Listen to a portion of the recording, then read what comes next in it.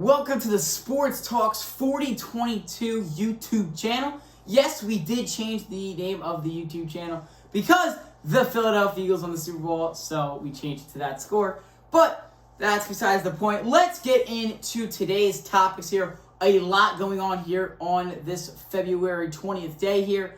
We've got a huge game tonight in the hockey world in the Four Nations final between USA and Canada. The NBA, we have some talks about that, coming back from All-Star break now. The MLB gets underway today in the spring training games. And a lot of NCAA coming down here to the stretch before the big dance. So, we'll save hockey for last, because that's obviously the big thing tonight here. And we'll start in the NBA. Last night, we saw the first game of the return from the All-Star break. The Hornets upset the Los Angeles Lakers. So, since this Luka trade, at first, we all thought this was going to be the biggest one-sided trade in the history of sports. Nobody saw Luka getting traded, and I'm going to be honest, he doesn't look that good right now on the Lakers. Like, believe it or not, last night, 14 points, 11 rebounds, 8 assists. Luka's usually dropping almost 30 a game. Comes out and only drops 14 last night. And you're probably going, okay, that's one game. Okay, let's look at their last game against the Jazz. 16 points.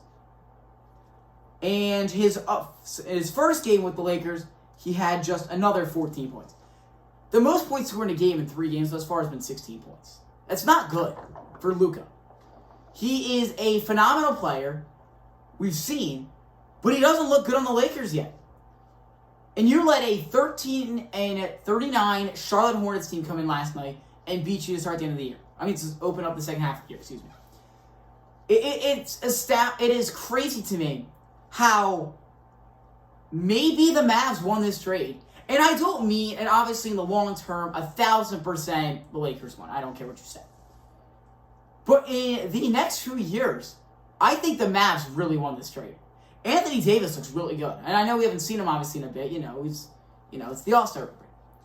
But we're going to see him potentially very soon. And he's going to be right. He's playing phenomenally with the Mavs. He looks like a different guy out there. And it shocks me to see this, where this Lakers team is not at their fullest potential, if that makes sense. They're one game above 500. They're not that good. They're not a championship caliber team. I'll say it right now. They're not a championship team. They're going to be lucky to get to the second round of the postseason right now, in my opinion. And I know I'm kind of going off this all in one game, but we're starting to see it. They're slowly dropping. They're now down to a 5 seed. Right now they're going to Houston first round. I don't think they're winning that one. Let's just be honest here. Lakers-Rockets 7-game series. I'm taking the Rockets in 6. Next thing in the NBA. Before we talk about today's games, I want to talk about another thing. The All-Star game / weekend. What did we watch? I mean, I'm going to be honest, and I know that some All-Star games do struggle. But NBA, what was that, dude? Let's start off with the skills competition. Team Cavs wins. Cool. Proud of them, whatever. I mean, the Cavs have been balling out this year. But you know what I don't understand?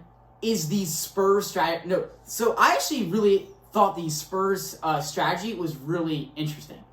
And I know it's not the right thing, you're not supposed to do it. But it was the right, it was funny to see them do it. And it actually worked. And they disqualified him for no reason. What are they doing, NBA? Come on. Make a rule about it, or don't. I didn't like that. I thought that kind of just, was like, are we serious? We're really going to disqualify a team from the skills contest? Like, I just don't understand. Then we saw the 3-point contest. It was all right. What I really liked was when we saw last year Curry versus Sabrina. I thought that was awesome. I thought the NBA should have tried to do that there. They tried to do it. They asked Caitlin Clark. She declined. But I thought the NBA should have went out to other people. There are so many stars in the WNBA now. Caitlin Clark declined, but you still have, Sabrina's really good. You've got, Angel Reese is all right. You got players in the league that are going to be able to come out and make it a fight. Now, do I think, Angel Reese, there are a lot of, really, the WNBA players, I think a lot of them are more of these like power forward center type people. But Caitlin Clark, I'm actually very shocked she declined. And hey, nothing against her. I mean, you do what you want to do. But, and then the thing that really made me, well, shout out to Max McClung real quick. Max McClung, nothing bad about the dunk contest. He still came out, you know, as once a year and won the dunk contest. The thing that I hated in this All-Star weekend was the game. I thought it was terrible. We had, 3 hours of coverage for, 38 minutes of basketball or something like that? It's atrocious. I'm sorry. I turned the game on to watch basketball. I don't want some Kevin Hart, like, making jokes up there and this, like, Mr. Beast mid-game challenge. Like, I just wanted to turn it on and watch the basketball. And it wasn't even good basketball. It was a lot of still lousy defense, lousy dunks. So here's my idea how we make it better. I've got 2 ways, and it actually both falls under the hockey's way. Number 1, USA versus the world. I think that's an awesome idea. I still think the USA would win, but imagine, that would make it really fun. Embiid for Jokic, Luka, versus like Tatum and some other guys, Anthony Edwards. It would be interesting to see what would happen. Second idea. Actually, I have 3 ideas. My second idea is that we do a 4-team way, like the NHL is doing right now. Look how awesome that's been. The views have been up in the NHL's 4 Nations video. You would have like USA. I think Canada could compete. And I think then France obviously is another one, Wemby and stuff. And then finally, there's a few. You could go Serbia, Australia, whoever you end up wanting to put it that fourth. And I think it'd be really fun. I do. I think it'd be really fun. Let's move into today's NBA news now. First up, actually does have to do with Wemby. He is out for the rest of the year with a blood clot in his shoulder. Here's what I gotta say. Could he have maybe had it treated and it could have been back at the end of the year? Maybe. I'm gonna be honest, I'm not really sure. But I'm thinking he may have could have. Or maybe he could have pushed it off a bit. I'm not really sure, to be honest. Alright. Not the smartest in biology. But the thing about them is, the thing about this is, it's also the Spurs aren't this great team. They're currently 12th in the Western Conference. They're a game and a half out of a play-in spot. It's not like they're a great team, So, I think it was the smart idea. Hey, just take him out so nothing bad happens, and we move on. And finally now, and today, look at some of the NBA's games from the second half of the All-Star break. Some games on right now already. I'm recording this a little bit later here tonight. Sixers and Celtics is looking to be one of the better games of the day. It's an alright game, I think. Boston and Philadelphia. It's an interesting. We saw them on Christmas Day when the Sixers won that one. It was really shocking. But the Sixers they're 20 and 34. They're not a good team. I'm just kidding. You can't see it. I have a Sixers jersey on my wall right here. They're not good. The Sixers are awful. Here's what Philadelphia should do. It's very simple. You're going to tank for the number 1 overall pick, or trade up or whatever. Get Cooper Flag. You're going to build around Cooper Flag, Tyrese Maxey, and Jeremy McCain, and then trade Embiid, trade Paul George, and you got a great starting 5 right there. It's that simple. See, Embiid's still a valuable player. He just hasn't played. When he's on the court, he drops 35 points. But when he's not, it's bad. Some other notable NBA games today. We see the Grizzlies and the Pacers are currently on right now. Memphis, I gotta say, phenomenal year right now they're having. 2 years ago, they were the 2 seed in the conference, and then last year that fall off, and they're back this year. And I kind of said this back in January, like, this is really where we're starting to make the push. Who really is a real team? Who's really going to make a run? And the Grizzlies are still going. 18 games above 500, and they look really good. So those are really the only 2 notable games today, to be honest. A lot of these... One more game, Clippers and Bucks tonight. Should be interesting to see what happens there. So that will wrap up the NBA talk. Let's move into the MLB, shall we? We won't spend too much time here. The MLB spring training games began today. Excuse me there. Just the one game we had Cubs versus Dodgers today. Was really interesting to see out of those two squads today, as the Cubs won 12-4. And I got some thoughts. I got a lot of thoughts from this one, actually. We'll start off first. We saw the new robot umpire challenge, whatever you want to call it. It's this robot umpire that they still have the real umpires out there, but teams, I'm not exactly sure how many, can, if say it's a bad call, they think it's a strike, the pitcher can challenge really fast. It's quick, fast. There we go. If you're right, you keep it switches or not stands. And we saw it, I think, we saw it a few times today. I thought it was awesome. The minor league baseball leagues have been doing it, and I thought it was actually really cool. Here's the thing. Now, this is going to be the make or break. I think it'll be 1,000% in the MLB this year. I really do. They're testing it out right now. I 1,000% think it's going to be in the MLB in the regular season. Well, what's going to be a make or break thing is the postseason. What are we doing if strike 3 is called to end the game in Game 7 of the World Series, and the team's going out to celebrate, and he's challenging him to switch and do it again? That's what I'm kind of like, I don't know. But hey, I really liked it. I thought it did a great job today.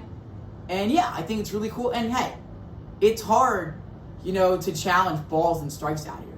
It is. It's hard to challenge balls and strikes. Next up, in this Cubs-Dodgers game, we saw Yamamoto on the mound today for the Los Angeles Dodgers against a Cubs practice squad, pretty much. And I'll be honest, he didn't look the best. And hey, I'm not going to come out here and be like, oh yeah, there's a lot of questions about him. No, not at all. I still think he's a phenomenal pitcher. 3 hits, 0 runs, and 2 strikeouts. He didn't allow a run or anything, but he didn't look that good out there. I mean, he had the 3 hits allowed. He pitched 1.2 innings. I'm not going to come out here and be like he's a bad pitcher at all. No, I still think he's a great pitcher. It's just some rust there just to take away from that. And now, the thing that's the beauty of baseball is we saw in the Dodgers lineup today Mookie Betts, Max Muncy, Teoscar Hernandez, just 3 notable guys. They had a few at-bats. And they lost 12-4 to the Dodgers. It's crazy to see. But, yeah, just a few things in the MLB there. Moving on, let's talk about some college basketball stuff here. We'll start off. Last night, I have 2 things to take away, and it kind of ties in the same. Missouri destroys Alabama last night, the number 4 ranked Crimson Tide last night, by a final score of 110-98. And so what did I say to start? I mean, it's a 12-point game. I never thought Alabama was in this. I thought Missouri controlled the game the entire way. This Missouri turnaround needs to be studied. This team went from not winning a single conference play game last year to now being 20-6, number 15 in the country right now, and they're going to move up. It really impresses me what Missouri has done this year against Alabama and this entire year. Because Alabama was arguably one of the more hotter teams in the league, and I know they just lost to Auburn, but before that, their only other loss was to Ole Miss. They were destroying teams in the SEC. And then Missouri at home destroys them by 12. And I know I keep saying destroyed because even though the score wasn't that, I felt they destroyed this game. They dominated the whole 40 minutes of the game. Which kind of brings me to my second point here. There's always been this conversation about court storming / field storming. And I just want to say, I think it's ridiculous for doing fines for this. Let the kids have fun. When the Missouri head coach has to go over to the table and say, please don't storm the court or we're going to have to pay, whatever, $500,000, whatever it was for Missouri. I hate that. I think it's the worst thing in the league. I don't understand why the kids can't have fun. You beat number 4 Alabama. Why can they not storm it? I think they should have been able to. But I really don't understand the NCAA on that one. Really, I don't know. They have to pay like $100,000 to Bama. Like, if you think about it, put it in a college perspective world, college football really fast. Say you're out of the playoffs. You're number 17th in the country in your final game of the year at your rival. Why not just take the loss, get the $100,000, and use it towards NIL. You're not going to make the playoffs. You're probably going to do the same bowl game, win or lose. Just saying. So, two other things about the NCAA. Nothing really notable on tonight here. The only ranked game is Maryland USC, and it's low. But the NCAA, the SEC powerhouse, the next topic here. This SEC conference is surprising. Because when I look at these 16 teams across the board, I think there's only one team that is definitely not making it unless they win the conference tournament, and that's South Carolina. Every other team, I think, has a chance to get an at-large bid. Even LSU. Because LSU now is starting to step things up. They're starting to get on a run. They're starting to make some noise. Because all of a sudden now, they're 2 games above 500. They were in this, rough stretch, but then they just beat Oklahoma, and then they beat South Carolina. Think about it. And they have 5 ranked games left. They have Florida, Tennessee, Mississippi State, Kentucky, and A&M left. You win 4 of those games, 3 of those games, I think they have an at-large bid. It's not at-large, but they're going to just get put in the tournament. It's crazy that the SEC could have 15 teams, and it's not ridiculous. Now, do I think they are? No. But I do think there's life all of a sudden. The question will be, how many are in? I definitely see, I'm looking here, 11, I think, are in right now. The 9 ranked Vandy and Texas are the 11 that I think are automatically in. I also think Oklahoma is about to be in for 12. I think Arkansas is going to be in for 13. Oklahoma, I think, will get in for 14. I think there's about 9 or 10 locks. And then these are teams on the border, but the more I say is the less likely. So it'll be interesting to see. I'm just saying, this SEC powerhouse, man, it's outrageous. Now that the joke is that the SEC is a basketball conference, no longer a football conference. And finally, the last NCAA topic I want to talk about here, the Kansas downfall. What is going on with this squad? It's not like this. They've had a few injuries, but nothing I think that notable. I think the biggest thing is them getting Hunter Dickinson from the transfer portal from Michigan 2 years ago or a year ago, whenever it was. And I don't think he's lived up to his fullest yet. And I think that's actually slowing Kansas down the way. When you're coming out and you're playing BYU losing by 40 points, that's not good. Kansas is going to be unranked. They're going to make the tournament easy. I think they can lose out and still make the tournament. But it'll be interesting to see what happens. Because this team's going to be limping into March. And that's not good. Not good at all. And now, what you've all been waiting for, it's time to talk about the 4 Nations hockey tournament game tonight between USA and Canada, the championship game. Gonna be awesome. We saw these 2 teams meet on Saturday. USA won 3-1. There were 3 fights in the opening 9 seconds of the game. So what do I expect from tonight? We'll start with the United States of America and Canada. Because it kind of comment. First off, people have been asking, how many fights are we going to see tonight? Are we going to see 1? Are we going to see 0? Are we going to see 5? How many are we going to see? I think we're going to see 1. One, real fight tonight. And I think it's the opening puck drop to start the game, and that's it. Because, when they played on Saturday, that was the first time best on best has played since, 2016 or something, whatever it was.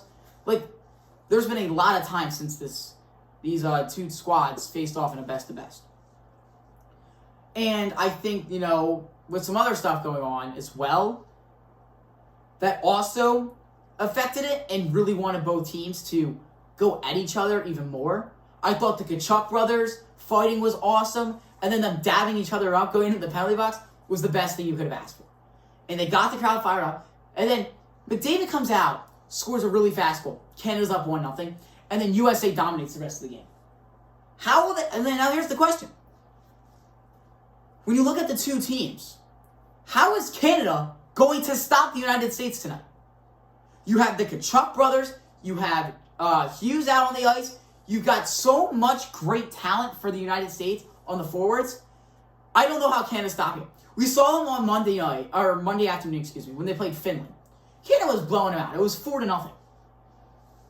Then Finland found the weak area and scored 3 goals in the span of 6 minutes?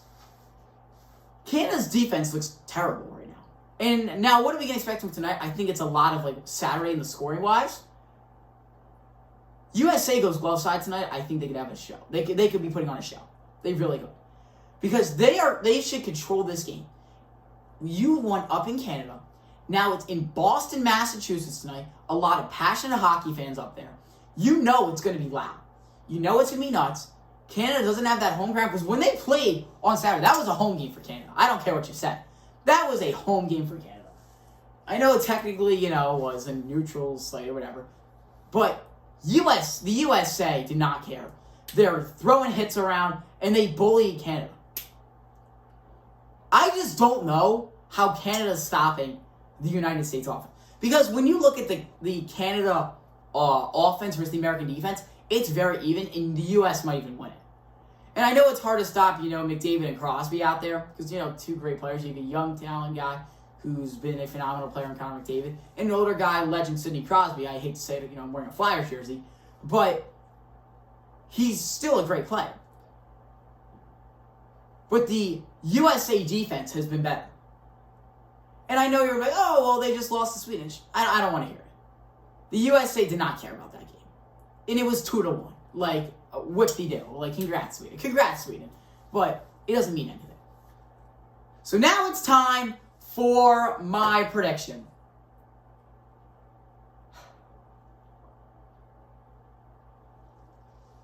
Give me the United States of America tonight. It's a no-brainer. USA by 25 goals tonight. They're going to be blasting Freebird all night, and they're going to win the Four Nations tonight.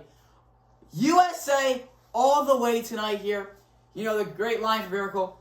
We play them 10 times, we might lose 9. But not this game. Not tonight.